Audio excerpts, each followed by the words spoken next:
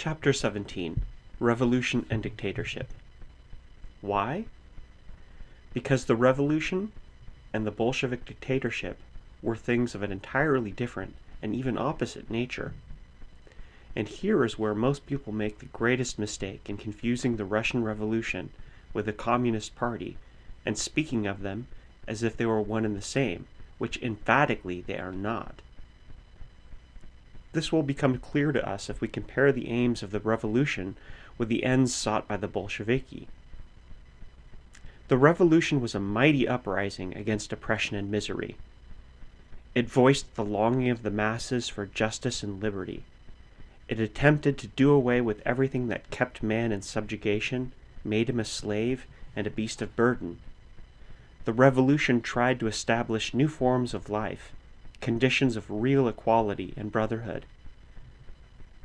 We have already seen that the revolution was not a superficial change, that it did not stop with the February events. The Tsar had been abolished, and the power of the autocracy broken, but the result was only another form of government. The economic and social conditions remained the same, yet it was just those that the people meant to change. That is why the October Revolution took place.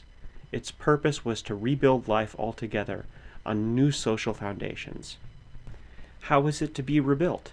It is evident that taking Romanov out of the Kremlin palace and putting Lenin in his place would not do it. Something more was necessary.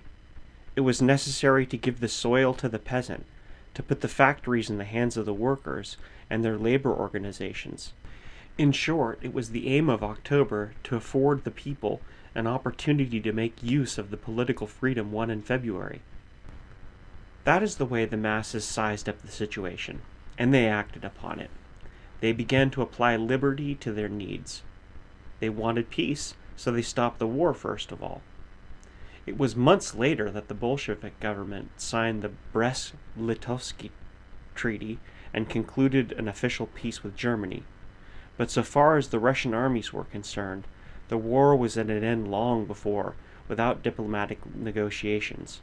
Trotsky frankly admits this in his work on the revolution. The Russian workers and peasants, temporarily in soldiers' uniforms, had taken matters into their own hands and terminated the war by leaving the fronts. Similarly did the peasantry and the proletariat act in solving industrial and agrarian problems. While the provisional government was still discussing land reforms, the masses themselves acted through local councils and Soviets. The peasants took the land they needed and began cultivating it. With simple common sense and inherent popular justice, they settled the agrarian problem over which the politicians and lawgivers had been going in circles for many decades without result.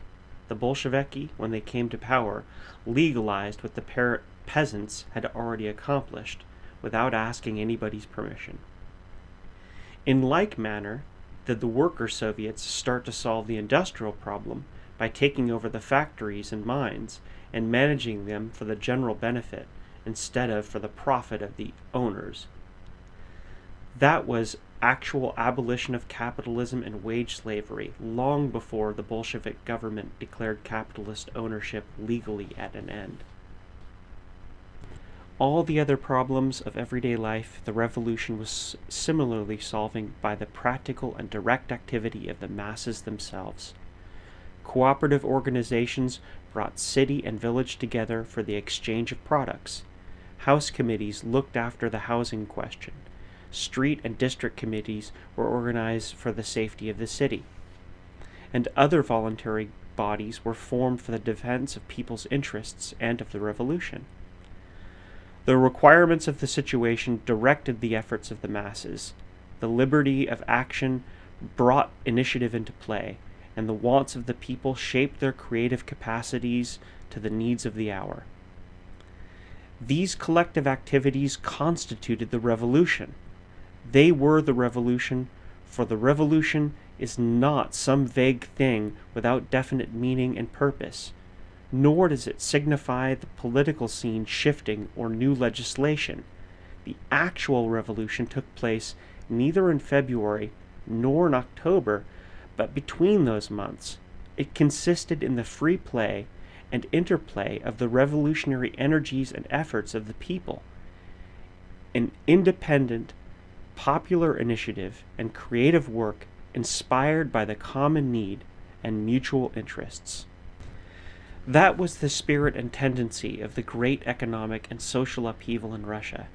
It solved problems as they arose on the basis of liberty and free cooperation. This process of the revolution was stopped in its development by the Communist Party seizing political power and constituting itself a new government. We have just seen what the aim of the revolution was. We know what the masses of Russia wanted and what means they used to achieve it. The objectives of the Bolsheviki as a political party, on the other hand, were of an entirely different nature. As frankly admitted by themselves, their immediate goal was a dictatorship, that is, the formation of a popular Bolshevik state which should direct the life and activities of the country according to the views and theories of the Communist Party. To give due credit to the Bolsheviki, let me say right here that there was never any political party more devoted to its cause, more wholehearted in its efforts to advance it, more determined and energetic in the achievement of its purposes. But those purposes were entirely foreign to the revolution and opposed to its real needs. They were, in fact, so contrary to the spirit and aims of the revolution that their achievement meant the destruction of the revolution itself. No doubt the Bolsheviki really thought that only by means of their dictatorship could Russia be converted into a socialist paradise for worker and farmer. Indeed, as Marxists, they could not see things in any other way. Believers in an all-powerful state, they had no confidence in the people. They had no faith in the initiative and creative ability of the toilers. They distrusted them as a multicolored mob, which has to be forced into liberty. They agreed with the cynical maxim of Rousseau that the masses can only be made free by compulsion. Proletarian compulsion, in all its forms, wrote Bukharin, the foremost communist theoretician, beginning with a summary execution and ending with compulsory labor, however paradoxical it may sound, a method of reworking the human material of the capitalistic epoch into communist humanity. That was the Bolshevik gospel. It was the attitude of a party that believed the revolution could be run by the orders of a central committee. What followed was the logical outcome of the Bolshevik idea. Claiming that only the dictatorship of their party could properly conduct the revolution, they bent all energies to secure that dictatorship. It meant that they had to take things exclusively into their own hands, to have the designs of the party accomplished at any cost. We need not go into the details and schemes and political manipulations of those days, which finally resulted in the Communist Party gaining the upper hand. The most important point is that the Bolsheviki did contrive to carry out their plans within a few months after the October Revolution. By April 1918, they were in control of the entire government. By taking advantage of the excitement of the revolutionary days and the inevitable confusion, they exploited the situation for their own objects. They used the political differences to rouse fierce party passions, resorted to every means to denounce their opponents as enemies of the people, branded them counter-revolutionists, and finally succeeded in damning them in the eyes of the workers and soldiers. Declaring that the revolution must be protected against those alleged enemies, they were enabled to proclaim their own dictatorship. In the name of saving the revolution, they began eliminating all other revolutionary elements, non-Bolshevik, from positions of influence, finishing by suppressing them entirely. It must be left to future historians to determine whether the Bolshevik repression of the bourgeoisie, with which they started their rule, was not merely a means toward the ulterior purpose of suppressing all other non-Bolshevik elements. For the Russian bourgeoisie was not dangerous to the revolution. As already explained, it was an insignificant minority, unorganized and powerless. The revolutionary elements, on the contrary, were a real obstacle to the dictatorship of any political party. Because dictatorship would meet the strongest opposition, not from the bourgeoisie, but from the truly revolutionary classes, which consider dictatorship inimical to the best interests of the revolution, the elimination of these would therefore be of prime necessity to any political party seeking dictatorship. Such a policy, however, could not successfully begin with the suppression of the revolutionists. It would provoke the disapproval and resistance of the workers and soldiers. It would have to begin at the bourgeois end, and means found gradually to spread the net over other elements.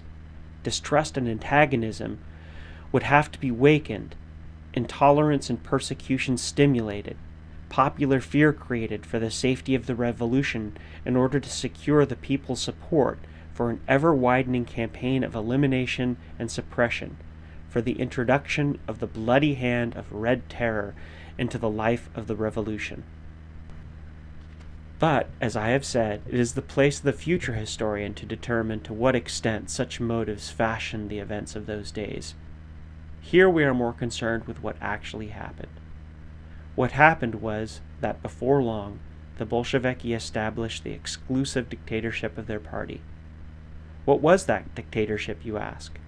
And what did it achieve?